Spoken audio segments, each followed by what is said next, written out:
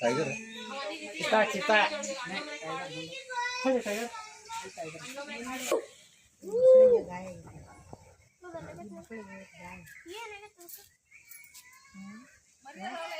ಹೊಡೆದಾಡಿರ್ತಾವ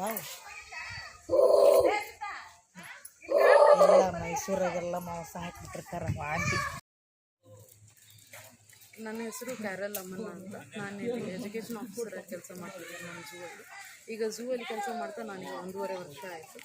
ನಮ್ಮದು ಝೂ ಬಂದುಬಿಟ್ಟು ಗದಗ ಝೂ ಅಂತ ಬಿಂಕದಕಟ್ಟಿಯಲ್ಲಿರೋದು. ಅದರದ್ದು ಏರಿಯಾ ಬಂದುಬಿಟ್ಟು 40 acres ಇದೆ. ಮತ್ತು ಅದರಲ್ಲಿ ಪ್ರಾಣಿಗಳ ಸಂಖ್ಯೆ 42 ಆಗಿದೆ ಮತ್ತು ಎನ್ಕ್ಲೋಜರ್ ಸಂಖ್ಯೆ 22.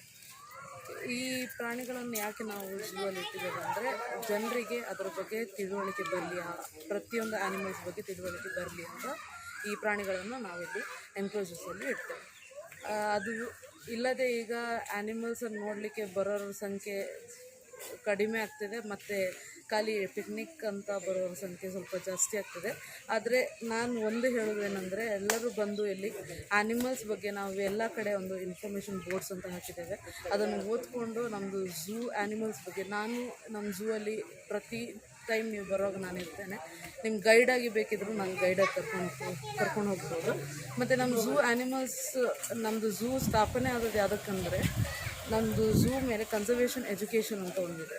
ಕನ್ಸರ್ವೇಷನ್ ಎಜುಕೇಷನ್ ಅಂದರೆ ಏನಂದರೆ ಈಗ ಪ್ರತಿಯೊಂದು ಆ್ಯನಿಮಲ್ಸನ್ನು ಉಳಿಸೋದು ನಮ್ಮದೆಲ್ಲದರ ಹೊಣೆ ಬಂದುಬಿಡ್ತದೆ. ಅದಕ್ಕೆ ಎಲ್ರಿಗೂ ನಾನು ಕೇಳೋದೇನೆಂದರೆ ಝೂಗೆ ಬರೋಕ್ಕಿಂತ ಮುಂಚೆ ಒಂದು ರೆಸ್ಪಾನ್ಸಿಬಲ್ ಪರ್ಸನ್ ಆಗಿ ಝೂಗೆ ಬರುವಾಗ ಆ್ಯನಿಮಲ್ಸನ್ನು ನೋಡಲಿಕ್ಕೋಸ್ಕರ ಅದರ ಬಗ್ಗೆ ಕಲ್ತ್ಕೊಳ್ಳಿಕ್ಕೋಸ್ಕರ ನೀವು ಝೂಗೆ ಬನ್ನಿ ಅಂತ ಕೇಳ್ಕೊಳ್ತಾ ನಾನು ಇನ್ನೊಂದು ಮಾತು ಮುಗಿಸ್ತೀನಿ.